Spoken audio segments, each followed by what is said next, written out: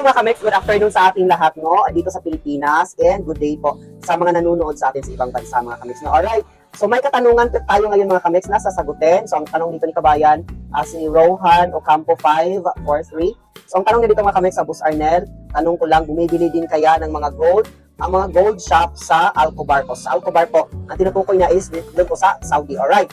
So, yan mga kamex, doon po sa Saudi, sa obserbahan po natin, bumibili po sila or nagsaswap po sila ng mga gintong alahas doon po sa gold shop, lalo na po doon sa Al Yafe Jewelry kasi doon po tayo lagi, alright?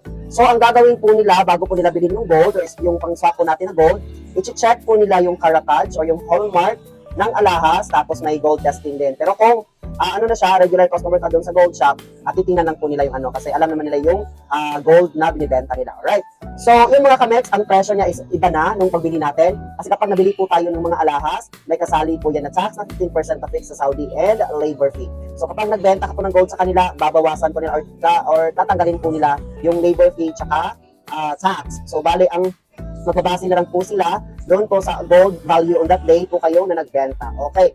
So, yan po mga kamex. I hope nasagot ko po yung katanungan ni Kabayan mo. And maraming salamat po.